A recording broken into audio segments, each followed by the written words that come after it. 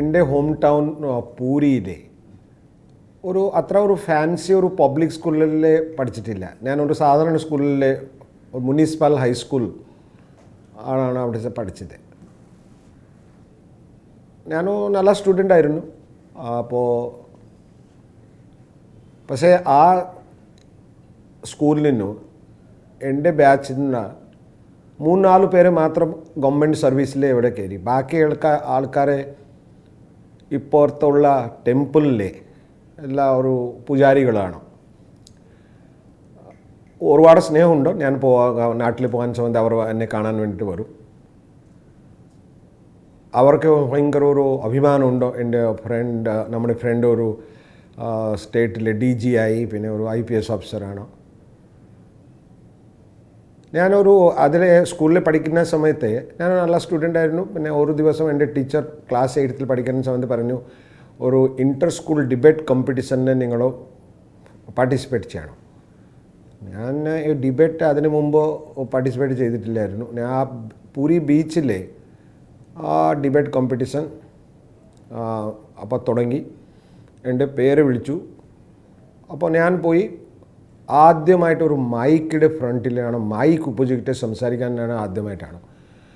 ഞാൻ first sentence പറയാൻ സമയത്ത് ഭയങ്കര ഒരു ഹൗലിംഗ് എന്നായിട്ട് ഞാൻ ഭയങ്കര പേടിച്ചു പോയി.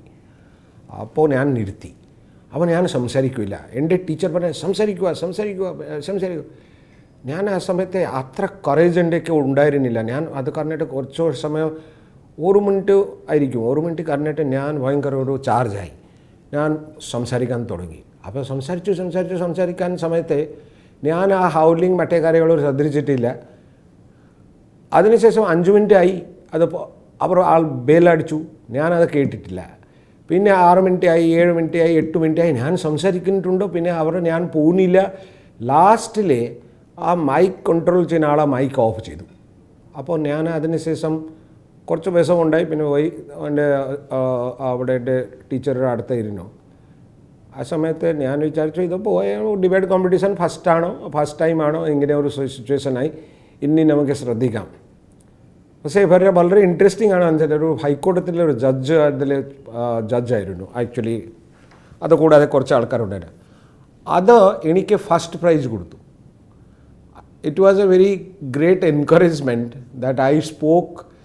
ഐ ഡോണ്ട് നോ എന്താണ് ഞാൻ സംസാരിച്ചത്, എത്ര കുറച്ച് സമയമെല്ലാം ആക്ച്വലി ഇതാക്കി എക്സീഡ് ചെയ്തിട്ട് പക്ഷേ നമുക്ക് കിട്ടി.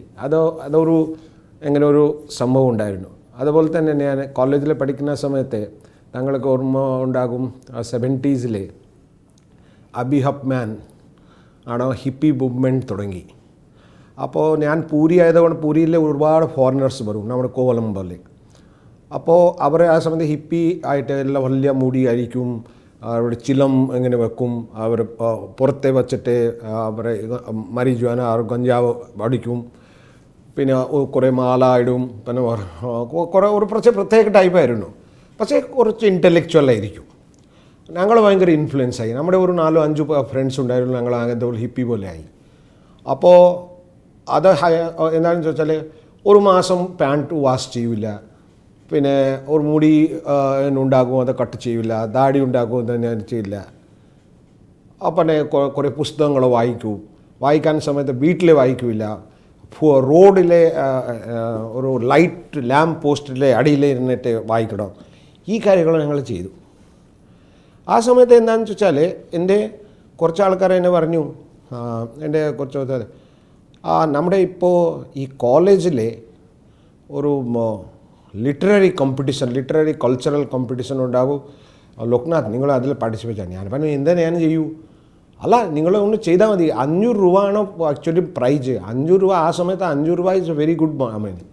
ഞാൻ പറഞ്ഞത് ശരി.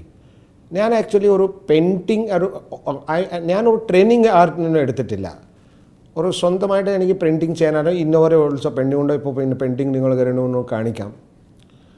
പക്ഷേ ഞാൻ പെയിൻറ്റിങ് കുറച്ച് ചെയ്തു. ഐ റിമെമ്പർ ഒരു 4 ഹോർസസ് ഞാൻ ഡ്രോ ചെയ്തു ഡിഫറെൻറ്റ് ഡയറക്ഷനിലുള്ള. അപ്പോൾ അത് കഴിഞ്ഞിട്ട് ഒരു കവിത എടുത്തി ഞാൻ. പിന്നെ ഒരു short story about A dog. ആ ഡോഗ് പൂരി ടൗണിൽ ഇങ്ങനെ പോയിട്ട് ഡോഗാണ് സൂത്രധാരം. അത് ഡോഗ് കാണുന്നുണ്ടോ എന്താണ് നോക്കുന്നത്, ആൾക്കാർ എത്ര ക്രൂരൻ എന്തിനാണ്, എത്ര മനുഷ്യത്വമൊന്നുമില്ല, ആ രീതിയിലൊരു നല്ല സ്റ്റോറി. പിന്നെ ഒരു പെയിൻറ്റിങ് ചെയ്തു. പിന്നെ ചെയ്തിട്ട് ഒരു നാടകം എഴുതി. ആ നാടകങ്ങളുടെ ആക്ച്വലി ഇംഗ്ലീഷിലെ പേര് പറയുകയാണെങ്കിൽ ഓൺലി ഫോർ അഡൾട്ട്സ്. പക്ഷേ ആ നാടകം എൻ്റെ ഫ്രണ്ട്സ് ഹിപ്പി ഫ്രണ്ട്സ് വന്ന് ആക്ട് ചെയ്തു, അഭിനയിച്ചു. അതിലെ ഒരു കൊണാർക്ക് ഹുയിലിടെ ആ ട്രോഫി എനിക്ക് അന്നത്തെ ഒഡീസ സ്പീക്കറിന് തന്നു. ആ ഫോട്ടോ ചിലപ്പോൾ ഇത് കാണും. പിന്നെ ആ ലിറ്റററി ചാമ്പ്യനായിട്ട് നമുക്ക് ലാൻഡ് ലിറ്റററി ചാമ്പ്യനായി. അപ്പോൾ 500 രൂപ നമുക്ക് കിട്ടി. സോ ഇവിടെ നമ്മുടെ ആൾക്കാർ പറഞ്ഞു ഈ 500 രൂപ നമുക്ക് എന്ത് ചെയ്യണം, ഞാൻ വീട്ടിൽ പറഞ്ഞിട്ടില്ല 500 രൂപ നമുക്ക് എനിക്ക് കിട്ടി എന്നോ പറഞ്ഞിട്ട് അവർ പറഞ്ഞു അപ്പോൾ പോയി എല്ലാം മിലിറ്ററി ക്യാൻറ്റീനിനോ അവർ ഓൾഡ് മോങ്ക് റോം വാങ്ങിച്ചു. റോം വാങ്ങിച്ച് എല്ലാവരും കുടിച്ചു. ഇതാണ് ആക്ച്വലി ആ സമയത്തെ കാര്യമാണ്, സ്റ്റുഡൻറ്റുള്ള കാര്യം.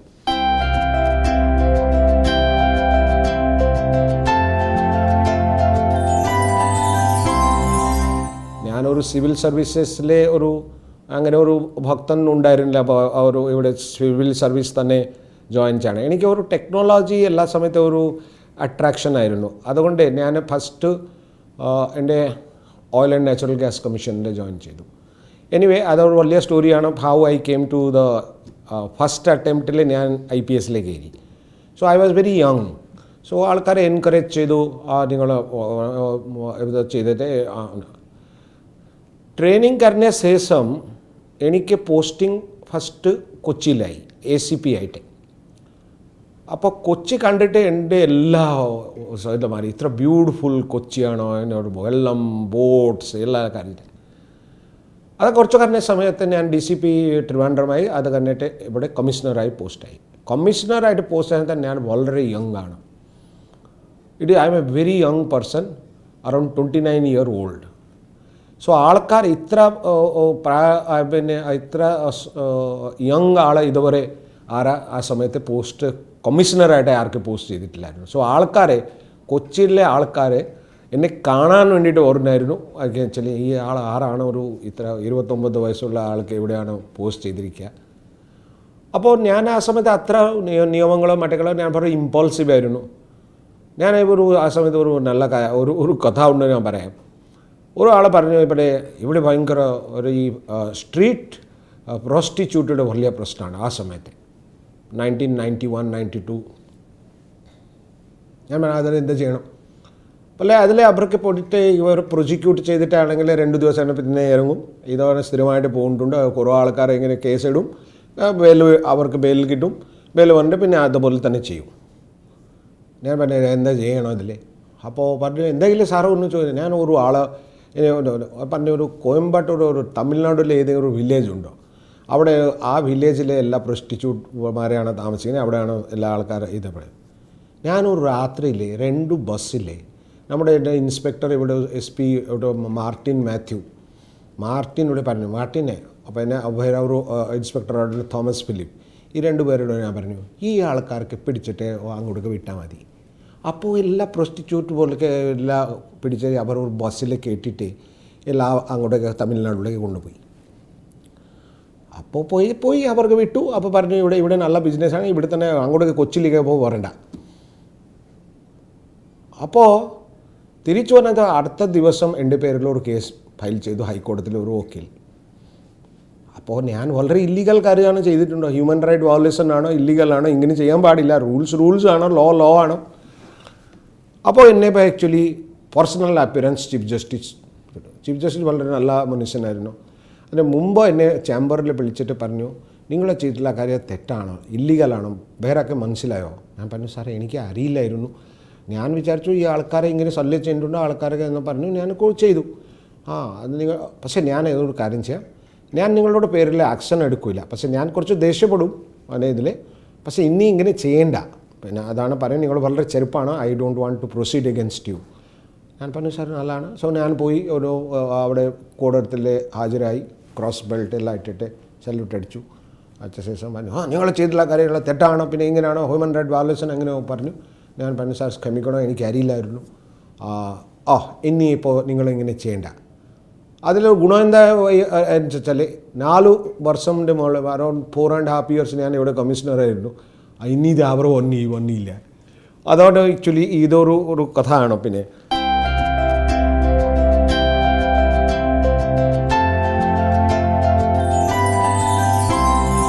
ഞാൻ കൊച്ചിയിലുള്ള സമയത്തെ ഡയറക്ടർ CBI മിസ്റ്റർ ബിജയ് രാമാറാവ് അവിടെ വന്നു. അദ്ദേഹം എൻ്റെ വീട്ടിലേക്ക് ഒരു ദിവസം ഞാൻ ഇൻവൈറ്റ് ചെയ്ത ശേഷം അദ്ദേഹം ഭക്ഷണം കഴിക്കാൻ വന്നു. ആ സമയത്ത് അദ്ദേഹം എൻ്റെ വൈഫിടെ പറഞ്ഞു, ഞാനൊന്ന് ലോക്നാഥ് CBIയിലേക്ക് കൊണ്ടുപോട്ടെ.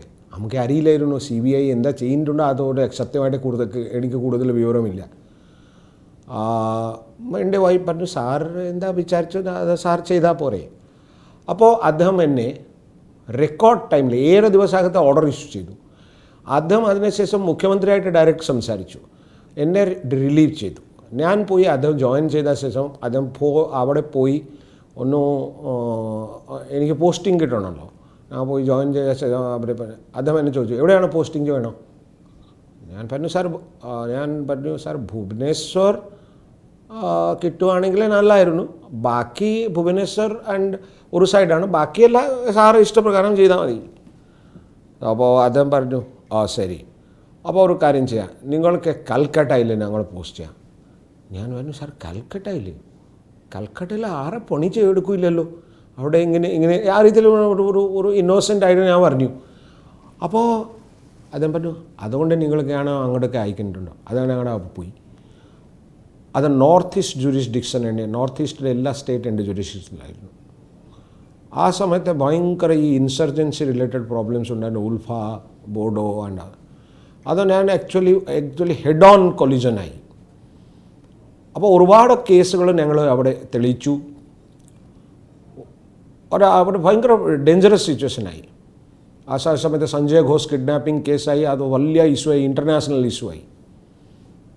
ആ സമയത്ത് ഭീഷണി വന്നിട്ട് ഗവൺമെൻറ് ഓഫ് ഇന്ത്യ എന്നെ Z കാറ്റഗറി സെക്യൂരിറ്റി കൊടുത്തു. അത് വലിയ പ്രശ്നമായി. ഈ ആൾക്കാരെ എൻ്റെ പുറയിലെ ബാക്കിലെ പിന്നെ വീട്ടിലെ എല്ലാം ആക്ച്വലി ഓട്ടോമാറ്റിക് വെപ്പനായിട്ട്. അത് anyway I had to tolerate. So I tolerated. Then I went to Delhi. So that was my own promotion. ഡൽഹിയിലെ എഗെയിൻ അപ്പോൾ ഈ ബാക്ക്ഗ്രൗണ്ട് ഇങ്ങനെ ആയതുകൊണ്ട് ഈ കൗണ്ടർ ടെററിസം കാര്യങ്ങൾ നോക്കാൻ വേണ്ടി എന്നെ ഡയറക്ടർ പറഞ്ഞു. ആ സമയത്ത് കൗണ്ടർ ടെററിസമിൽ ഞാൻ ബയാൻ സിംഗ്, മറ്റേ കശ്മീരിലെ കേസ്, പിന്നെ അത് കൂടാതെ IC-814 ഹൈജാക്കിങ്, ഈ മൗലാന മസൂദ് അസാർ, ഈ കാര്യങ്ങൾ ഞാൻ So in the CBI, I spent almost 11 years continuously. അത് ഇതുപോലെ ഇങ്ങനെ ആരാ ചെയ്തിട്ടില്ല. എനിക്ക് വേണ്ടി എല്ലാ റൂൾസ് എല്ലാം ചേഞ്ചായി. So I was continue. Every director wanted me to continue. I travelled all over the world. I don't know, ഞാൻ ആക്ച്വലി CBI വിട്ടിട്ട് വരാൻ സമയത്ത് എൻ്റെ 3 പാസ്പോർട്ട് ഫുൾ സ്റ്റാമ്പായിരുന്നു. ഞാൻ ചില സമയത്ത് I forget that which place I go and one day I came from New York in the morning and evening I went to Tokyo. അതുപോലെ തന്നെ ഒരു സിറ്റുവേഷൻ ഉണ്ടായിരുന്നു. കാരണം അത് വളരെ ഞങ്ങളൊരു ഹാർഡ് വർക്കിംഗ് നേച്ചർ എനിക്കാണ്. പിന്നെ നമുക്ക് കുറേ കേസുകൾ തെളിയാൻ വേണ്ടിയിട്ട് സാധിച്ചു. That's why probably I actually did like that. It was a very satisfying experience.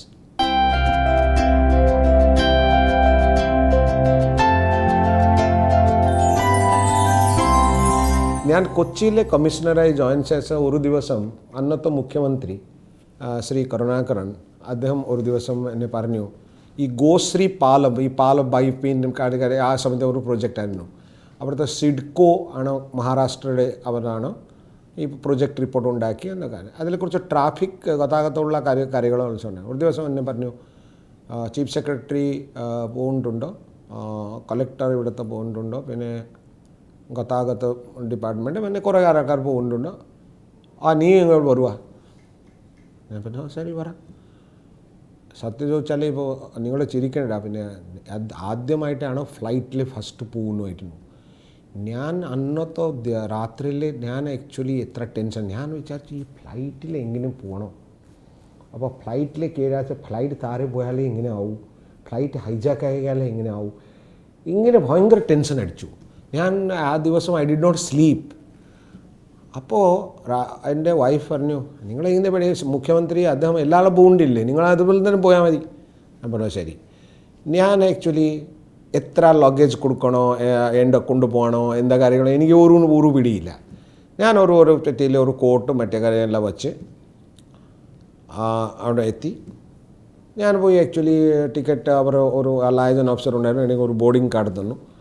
ഞാൻ ബോർഡിംഗ് കാർഡ് കയറിയിട്ട് അവർ പോയാൽ എൻ്റെ ഭാഗ്യം ഒരു ദുർഭാഗ്യമാണ്, നെക്സ്റ്റ് സീറ്റാണ് മുഖ്യമന്ത്രിയുടെ, എൻ്റെ സീറ്റ് നെക്സ്റ്റാണ്. ഞാൻ പോയി, അദ്ദേഹം കയറിയിട്ട് എന്നെ ചിരിച്ചു. അദ്ദേഹത്തിൻ്റെ വിൻഡോ സീറ്റിൽ കയറി, ഞാൻ ഒരു മിഡിൽ സീറ്റിൽ. അതിനെപ്പറ്റി എനിക്കറിയില്ലായിരുന്നു ആക്ച്വലി. ഒരു എയർ ഹോസ്റ്റേഴ്സ് ഒരു അനൗൺസ്മെൻറ്റ് നടത്തും. ഞാൻ പോയി എന്നുവെച്ചാൽ ഒരു ബെൽറ്റ് ഉണ്ടായിരുന്നു. അപ്പോൾ ഞാൻ ആരെ ശ്രദ്ധിച്ചില്ല. ഞാൻ പറഞ്ഞു ഇത് ബെൽറ്റ് ഇടണോ, കാരണം ഞാൻ ഇത് കണ്ടിട്ടുണ്ട് മൂവികളിൽ, എനിക്കറിയില്ല. പിന്നെ ഇത് ഇങ്ങനെ ചെയ്താലേ കണ്ടു. ഞാൻ അത് ഫസ്റ്റ് പോയി കെട്ടിച്ച് അത് എങ്ങനെ നോട്ട് ഇട്ടു. നോട്ട് ഇടണേ എന്നു. അപ്പോൾ CM ചിലപ്പോൾ കണ്ടു കാണും, പക്ഷേ അദ്ദേഹം ഒന്നും പറഞ്ഞില്ല. കുറച്ച് കഴിഞ്ഞിട്ട് പിന്നെ എയർ ഹോസ്റ്റസ് അനൗൺസ്മെൻറ്റ് തുടങ്ങി, ഇങ്ങനെ ബെൽറ്റാണോ ഇതാണോ ഇങ്ങനെ ചെയ്യണോ. അതാണ് എനിക്ക് മനസ്സിലാക്കി ഇന്ന് ഞാൻ എന്താ മണ്ടത്തറ കാണിച്ചത്. പിന്നെ അത് ഓപ്പൺ ചെയ്തിട്ട് പിന്നെ ഞാനത് ക്ലിപ്പ് ചെയ്തു. ഇതാണ് നമ്മുടെ ഫസ്റ്റ് ടൈം എഴുതിയത്. അതിനുശേഷം ഞാനിപ്പോൾ ഒരു one of the very few officers probably I have travelled all over the world. ഇത്ര ഏത് ടൈപ്പ് പ്ലെയിൻ ആണെങ്കിൽ ഓരോ ചെറിയ മുതൽ ബല്യാപൂർ ലൈൻ വരെ ഞാൻ പോയിട്ടുണ്ടോ. So that is actually that's a memory, very sweet memory that I first travelled from Cochin to Delhi in a Air India flight and അങ്ങനെയാണോ എക്സ്പീരിയൻസ് ആയിരുന്നു. പിന്നെ എന്താണെന്ന് വെച്ചാൽ ഞാൻ ഇവിടെ ഈ ബോംബെ അറ്റാക്ക് ഉണ്ടായി 26th of November 2008. അതിനുശേഷം നാഷണൽ ഇൻവെസ്റ്റിഗേഷൻ ഏജൻസി ഗവൺമെൻറ് നിയമം കൊണ്ടുവന്നു. അതിൽ രാധാ വിനോദ് രാജു സാർ, അദ്ദേഹത്തിൻ്റെ വീട് കൊച്ചിയാണ്, പക്ഷേ അദ്ദേഹം കശ്മീർ കാഡറുള്ള officer, fine, very fine officer. അദ്ദേഹം DG ആയിട്ട് ആദ്യ DG ആയിട്ട് സെൻട്രൽ ഗവൺമെൻറ് നിയോഗിച്ചു. അപ്പോൾ ആ സമയത്തെ അപ്പുറത്ത് ഹോം മിനിസ്റ്റർ ശ്രീ ചിദംബരം അദ്ദേഹത്തെ പറഞ്ഞു, ഒരു നല്ല ഓഫീസർ ഫസ്റ്റ് കൊണ്ടുവരണം, ഇത് ഉണ്ടാക്കാൻ ഈ ഏജൻസി ഇതിലൊന്നും ഇല്ലല്ലോ. പുള്ളി പറഞ്ഞു ലോക്നാഥ്ക്ക് എങ്ങനെ കൊണ്ടുപോകാൻ എങ്ങനെയാവും.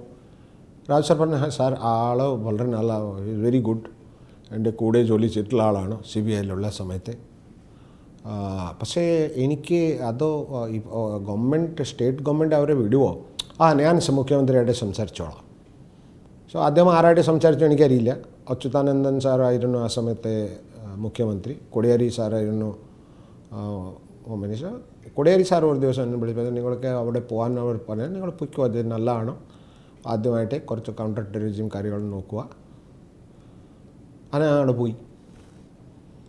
അതിൽ ഒരു ചരിത്രയുടെ ഒരു കഥ എന്താണെന്ന് ചോദിച്ചാൽ, the fast ever letter, official letter of NIA was typed in my own personal laptop. ആ സമയത്ത് ഒരു പെൻസിൽ പോലെ നമുക്കുണ്ടായിരുന്നില്ല. അവിടെ നിന്ന് ഞങ്ങൾ തുടങ്ങി ഈ SOP മറ്റേ എല്ലാം ചെയ്തിട്ട് ഇതുപോലെ അത് കണ്ടിന്യൂ ചെയ്തിട്ടുണ്ടോ, ആ സെയിം കാര്യങ്ങൾ, സെയിം പ്രോട്ടോകോൾസാണ് അവർ അനുസരിക്കുന്നുണ്ടോ. So that is also a very satisfying thing for me. കാരണം ഒരു ഇമ്പോർട്ടൻ്റ് ഏജൻസി ഉണ്ടാക്കാൻ സമയത്ത് ഒരു ഫൗണ്ടർ മെമ്പറായിട്ട് ഞാൻ കുറേ കോൺട്രിബ്യൂഷൻ ചെയ്തിട്ടുണ്ട്. അത് നല്ലതാണ്. I feel very happy always.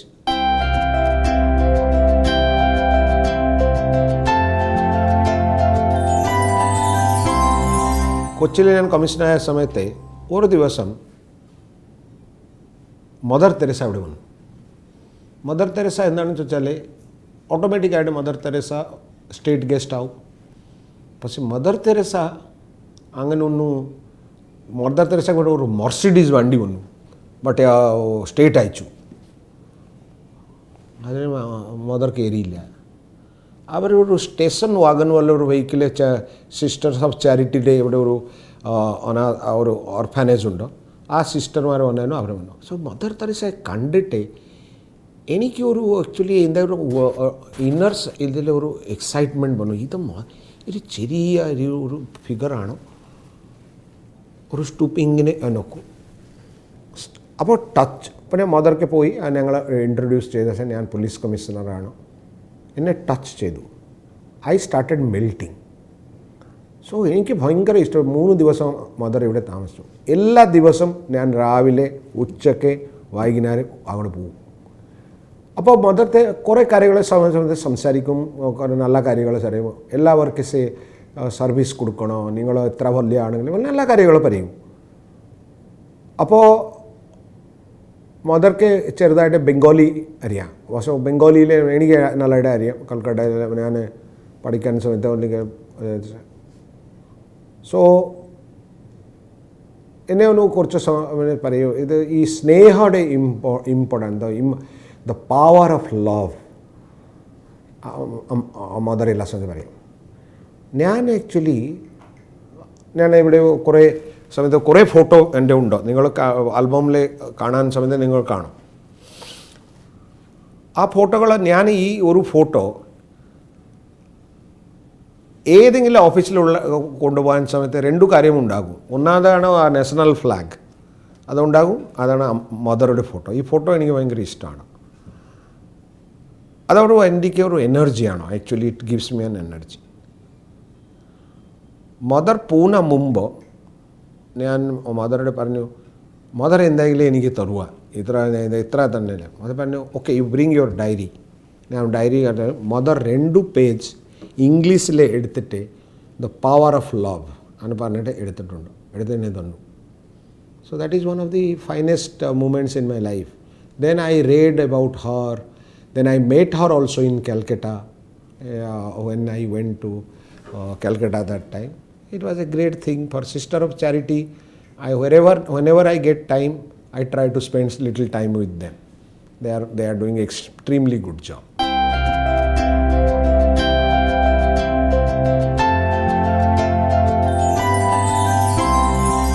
കേരളത്തിലെ നമുക്ക് ഞാൻ ഇപ്പോൾ 5 വർഷം DG ആയി. അപ്പോൾ ഞാൻ ഇത് വിദേശത്തിൽ കണ്ടിട്ടുള്ള കുറേ കാര്യങ്ങൾ, നല്ല കാര്യങ്ങൾ നമ്മുടെ ഇവിടെ ഇംപ്ലിമെൻറ്റ് ചെയ്തിരിക്കുക. ടെക്നോളജി ഞങ്ങളിപ്പോൾ കേരള പോലീസിൻ്റെ ഉപയോഗിക്കുന്ന ടെക്നോളജി ഒരു മാതൃകയായിട്ട് നിൽക്കുകയാണ്. ഇപ്പോൾ കുറേ ഓഫീസേഴ്സ്മാർക്ക് അവിടുത്തെ home minister, state law minister Kerala പോലെ ചെയ്താൽ മതി.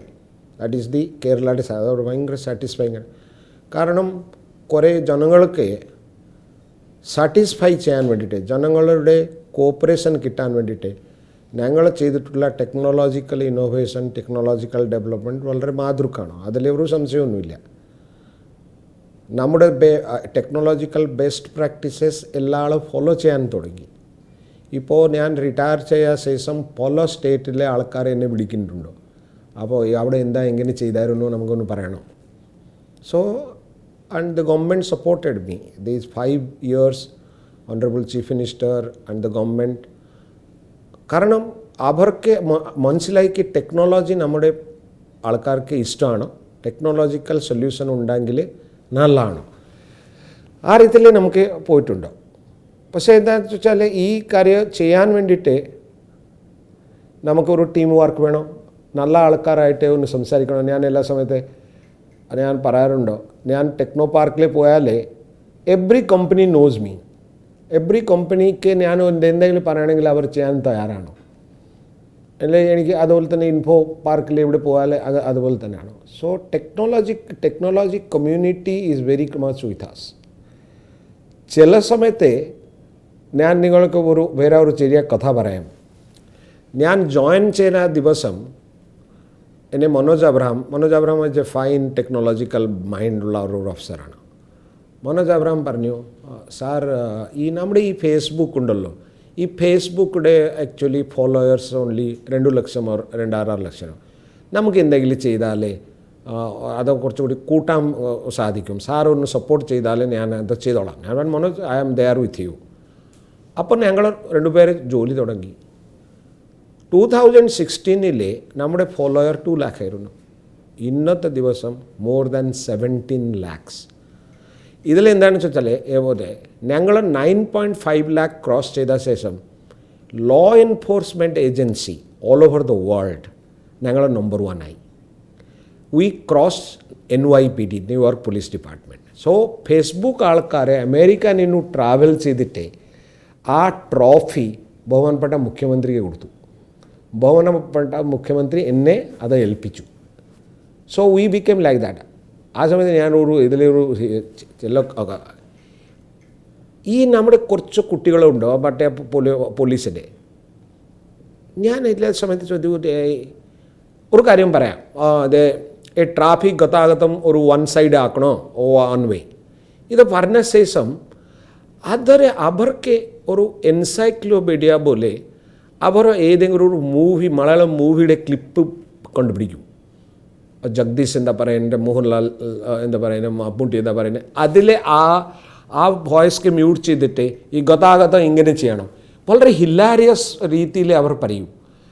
അപ്പോൾ എല്ലാ ദിവസവും എന്നെ കാണിച്ച സമയത്ത് എല്ലാ ടെൻഷൻ നമ്മുടെ പോകും. എല്ലാം ബ്യൂട്ടിഫുൾ രീതിയിൽ അതാണ് ചെയ്യുന്നത്. ഇപ്പോൾ ഈ സപ്പോസ് കൊറോണ വൈറസ് ഒക്കെ പറ്റി ചെയ്തിട്ടുള്ള 440 videos we made. That is a record. No police has done that much.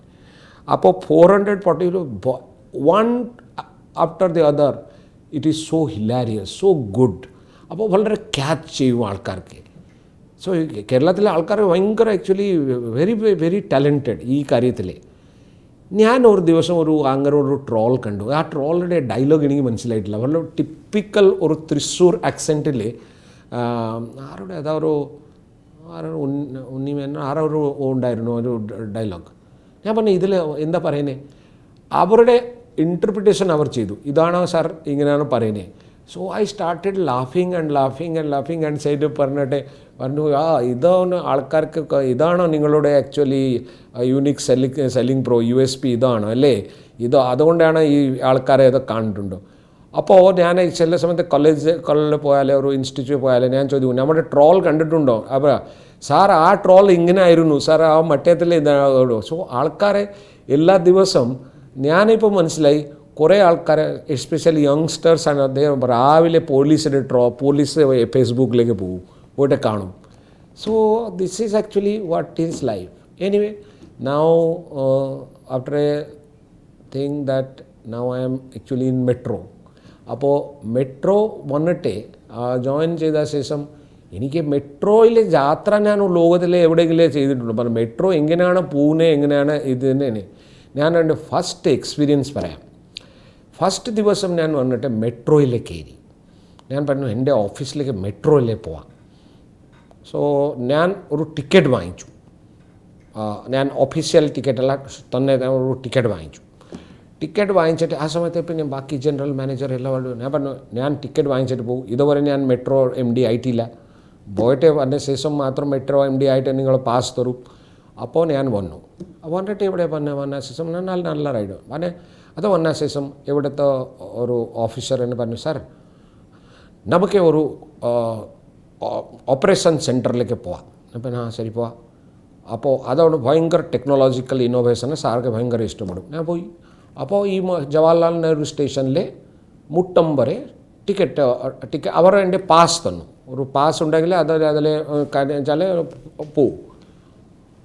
അപ്പോൾ ഞാനത് പോയി.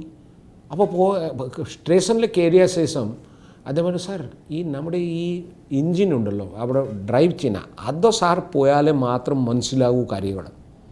അപ്പോൾ അതൊരു ട്രെയിനിങ് പോലെയാണ്. ഞാൻ അവിടെ പോയി. അത് എക്സ്പീരിയൻസ് വളരെ എനിക്കൊരു ഇമോഷണലാണ്. ഞാൻ പോയ ശേഷം ട്രെയിൻ ഓപ്പറേറ്റർ ഒരു ചെറിയ പെൺകുട്ടിയാണ്. അങ്ങരുടെ പേരാണ് ആതിര. ഞാൻ ചോദിച്ചു മോളയുടെ പേരെന്താ? പറഞ്ഞു ആതിര. ഞാൻ പറഞ്ഞു ആതിര എവിടെയാണ് പഠിച്ചത്? പറഞ്ഞു BTech. BTech ആണോ?